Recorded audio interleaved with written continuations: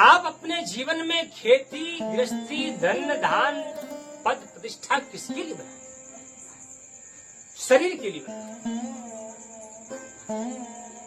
लेकिन संतों ने कहा, किस काम का जो तू ऊंचा महल बनाएगा, किस काम का जो तू लाखों तोड़ा। इस शरीर के लिए ही तो आपने मकान खड़ा किया, इस शरीर के लिए ही तो आपने व्यवस्था, धन, धान, वस्त्रादि को इकट्ठा किया। लेकिन शरीर तो नष्ट हो गई, मन आगे बढ़ा, जीव के साथ है, आगे निकल गया। आपका घर यहीं रह गया, भूमि आपकी यहीं रह गई, मन आगे निकल गया। इसलिए इस बात को समझिए, बड़ा गोपनीय है। सत्संगति में अपने आप को पहचानिए कि हम कौन हैं। भगवान इसी को बताए कि जो मुझे प्राप्त हो गया आत्मा, जो आत्मा मुझे प्राप्त हो जाती है, परम सिद्धि को प्राप्त हो जाती है। एक सिद्धि को प्राप्त होना, एक परम सिद्धि को प्राप्त होना। सिद्धि को प्राप्त होना ये क्या? सिद्धि को प्राप्त होने का तात्पर्य अपने स्वार्थ सिद्ध करने के लिए किसी साधन को संपन्न करना। सिद्धियां संसार तक सीमित है। सिद्धि में स्वार्थ छिपा होता है, अपना अहंकार छिपा होता है। लेकिन परम सिद्धि में संसार का कोई गंध नहीं। जैसे सोना जब 3 कसौटी पर कसा जाता है, 3 कसौटी पर जब खरा उतर जाता है तो उसकी सत्यता प्रत्यक्ष हो जाती है। सोना को कैसे पहचाना जाता है? सोनार 3 प्रकार से सोना को पहचानता है। और तीनों कसौटी पर जब खरा उतर जाता है तो उसका कीमत बढ़ जाता है। एक अग्नि में डालकर, दूसरे उसे पीटकर और तीसरा छेद कर। सोना का परख 3 प्रकार से किया जाता है। मैं सोना का संकेत देकर आप लोगों की बात करता हूं, इतना ध्यान रखिएगा। ये सोना का उदाहरण मैंने दिया। सोना को 3 कसौटी पर कसा जाता है। चतुर सोनार जो होता है 3 कसौटी पर कसता है। अग्नि में डालकर, उसे पीटकर और उसे छेद कर। अग्नि में डालने पर सोना पिघलता है, वो पिघलता है, चमकता है। अग्नि से निकालने के बाद पुनः इसको देखता है कि अब देखूं कि हमारे कसौटी पर दूसरी पीटने पर इसकी क्या दशा है। जब उसे सुनार के घर अहरन और लोहार के घर निहाय होता है, लेकिन सुनार अपने निहाय पर सोना को रखकर उसे पीटता है तो सोना पीटते समय जैसे पिसान फैलता है, आटा फैलता है या मैदा आदि आप लोग देखिए, जैसे फैलता है वैसे फैलता है। जब सोना पीटने पर फैलने लगता है तो ये समझ जाता है कि ये अच्छा है। तीसरा कसौटी, सोना को अब छेदता है, क्योंकि न जाने कितने छिद्र बनते हैं गहने में। गहना में एक छिद्र नहीं होता, अनंत छिद्र होता है। छेद करके सुनार सोना को देखता है कि छेदने में कहीं फट तो नहीं न रहा है। जब छेदने में नहीं फटता है तो समझ जाता है कि ये सोना सच्चा है।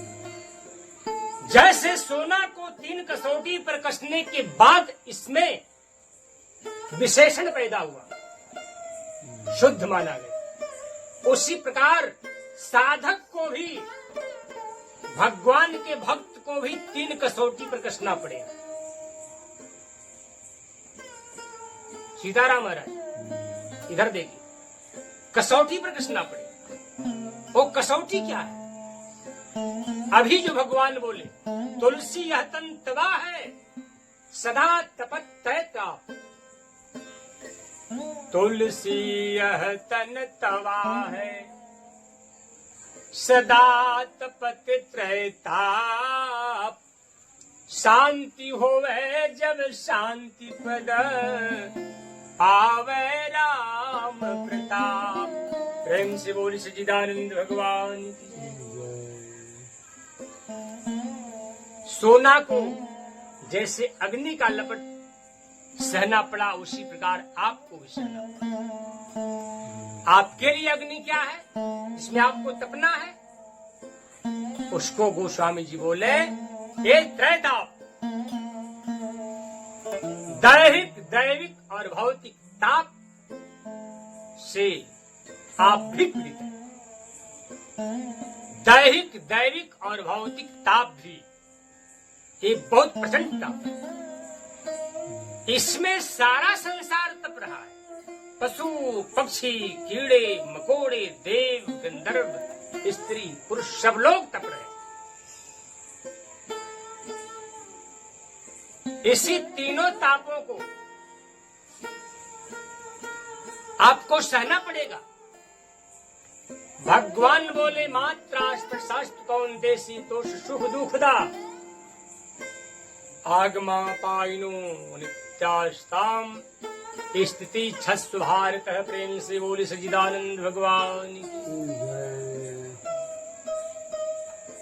प्रभु ने कहा, हे पार्थ, सर्दी और गर्मी को देने वाली, सर्दी और गर्मी, सुख और दुख देने वाली ये इंद्रियां और इंद्रियों का विषय तो ये क्षणभंगुर है।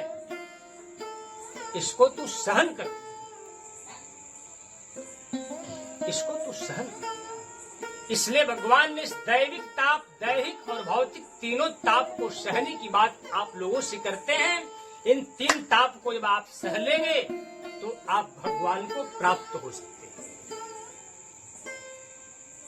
लेकिन जो इन तापों से घबरा जाता है, विकल हो जाता है, वो भगवान से च्युत हो जाता है। जब मनुष्य पर विपत्ति आती है, प्राणी पर संकट आता है, उस समय धीरज, धर्म, मित्र और नारी आपदकाल परीक्षी जाए। भक्त की परीक्षा, भक्त की धैर्य की परीक्षा भी विपत्ति में ही होती है। भक्त की धैर्य की परीक्षा, संकट की परीक्षा। कई बार मैंने इस पर कथा तो बताया हूं आप लोगों को। राजा एक कथा बताता, महाराज संकट जब आता है, विपत्ति जब आती है, तब आपकी परीक्षा हो। प्राचीन काल में राजा रंतदेव बहुत प्रतापी राजा थे। प्राचीन काल में राजा रंतदेव भगवान श्री नारायण की परम भक्त, बहुत प्रतापी, धन धान्य संपन्न, समृद्धशाली, धर्मात्मा, सर्वज्ञ राजा। परंतु कुछ समय बीतने के बाद उनके राज्य में अकाल पड़ गया। अकाल जब पड़ गया, उस समय सारी प्रजा भोग से पीड़ित, धन धान्य वस्त्र आदि से पीड़ित रहे। राजा अपने राज्य कोष में जितने भी अन्न भरे पड़े हैं, अब उस अन्न को राज्य कोष से निकाल करके प्रजा में वितरण कर दे। इसके बाद भी अकाल पड़ने पर फिर भी प्रजा का पालन नहीं होगा। इसके बाद राजा को देखा नहीं गया कि हमारे राज्य काल में जासु राज्य प्रिय प्रजा दुखारी, ते नृप अवश्य नरक अधिकारी। जिस राजा के राज्य में अगर प्रजा शारीरिक दुखी, मानसिक दुखी, आदि आदि दुखों से अगर परेशान है, उस राजा को पाप, वो राजा नरकगामी हो जाता। धर्मज्ञ राजा विचार किए कि ये राज्य कोष में, इस राज्य कोष में अन्न रहकर करे क्या। प्रजा में सारे राज्य कोष के अन्न को, द्रव्य पैसे आदि को बांट दिए। यहां तक कि महाराज रंतदेव ने अपने भूमि आदि को भी प्रजा में बांट दिया। प्रजा में बांटने के बाद राजा के पास कुछ नहीं रह गया। अब ये भिक्षाटन का अन्न मांग कर खाने लगे। भिक्षाटन का अन्न मांग कर खाने लगे। परिवार के साथ, पत्नी के साथ भिक्षा मांग कर अपना जीवन, कहीं से कुछ मिल जाता, अपने पत्नी और बच्चों को खिलाने के बाद जो शेष बचता था। इस कथा से एक कथा प्रेरणादायक।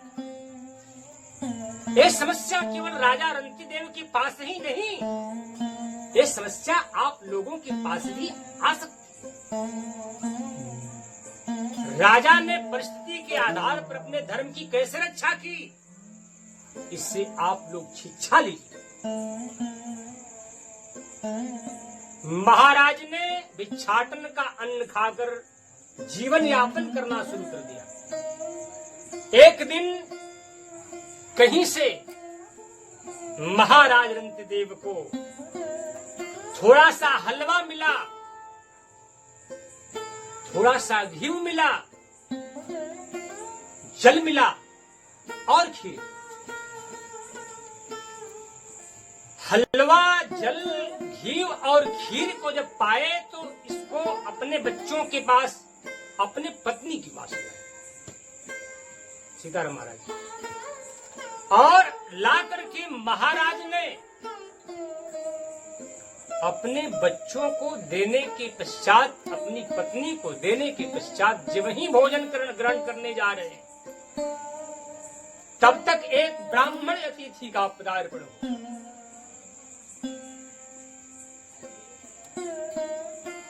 48 दिन उपवास कर गए थे। 48 दिन उपवास के बाद ये हलवा, ये जल, ये खीर और घृत मिला था। 48 उपवास के बाद पहले जो मिलता था दूसरों को खिला देते थे, अपने उपवास कर जाते थे। इसी क्रम से 48 दिन व्यतीत हो गया। 48 दिन के बाद ये जल, खीर और हलवा और घृत मिला है, जो बच्चों को प्रदान करके अपनी पत्नी को देकर और अपने जब भोग लगाने जा रहे हैं, उसी समय एक ब्राह्मण अतिथि का पदार्पण हो गया। तब तक राजा खड़े हो गए। महाराज रंगदेव, अहो अहो भाग्य महात्मा, पधारिए ब्राह्मण देव। आसन पर बैठाते हैं। आसन पर बैठाने के बाद उनके चरण को धोते हैं और फिर उन्हें प्रसाद ग्रहण करने के लिए पात्र रख करके उसमें प्रसाद स्थित करते हैं। जल, खीर, हलवा आदि आदि उन्हें समर्पित करते हैं। प्रार्थना करते हैं कि भगवान, हे महात्मन, हे ब्राह्मण देवता, इसे ग्रहण करके हमारे जीवन को कृत करें। ब्राह्मण ने इसे स्वीकार किया, आशीर्वाद देते हुए चले। शेष बचे हुए जल, खीर, हलवा आदि को महाराज ने बच्चों को समर्पित करके जब वही ग्रहण करना चाहते, तब तक एक मनुष्य अतिथि का पदार्पण हो गया। किसका पदार्पण हुआ? एक मनुष्य अतिथि का पदार्पण हुआ। फिर खड़े हो गए महाराज, आसन पर बैठा है, फिर भोजन कराते हैं। अब बचा हुआ शेष हलवा, खीर, जल आदि बच्चों को देकर, परिवार को जब ही इसे ग्रहण करने जा रहे हैं, तब तक एक चंडाल 5 कुत्तों को साथ में लेकर वहां आ गया और उस चंडाल अतिथि को देख करके और महाराज रंतिदेव खड़े हो गए और बोले कि अहो भाग, आइए आइए। उस चंडाल को भी बैठाते हैं और उन्हें भी बचे हुए घी और बचे हुए खीर और हलवा ये समर्पित करते। उस चंडाल अतिथि का स्वागत करने के बाद राजा रंतिदेव उस चंडाल अतिथि का स्वागत करने के बाद राजा रंतिदेव ये देख रहे हैं कि अब तो केवल उतना ही जल बच गया जितने जल से एक व्यक्ति की प्यास बुझे। महाराज ने उस जल को हाथ में लिया और उस जल को हाथ में लेकर कहते हैं, हे नारायण, हे सर्वांतर्यामी, हे विश्वात्मन, हे परमात्मा, हे सभी भूतों के अंदर रमण करने वाले जगदात्मा, इस रंतिदेव को प्राणियों के अंदर अन्न बना करके स्थित कर दो भगवान, क्योंकि मैं प्राणियों के दुख को देख नहीं सकता। अन्न ही बना करके, भोजन बना करके मुझे प्राणियों के हृदय में स्थित कर दो। इतना कह करके राजा रंतिदेव उस बचे हुए शेष जल को, जिस जल से केवल एक ही व्यक्ति की प्यास बुझे, और उन कुत्तों को समर्पित कर। प्रेम से बोली सच्चिदानंद घन भगवान की। जब कुत्तों को समर्पित कर दिया, हाथ जोड़ करके हाथ जोड़े ध्यान मुद्रा में खड़े हैं, उस समय राजा रंतिदेव ने फिर क्या देखा कि आकाश मंडल में ब्रह्मा और विष्णु और शिव तीनों विद्यमान।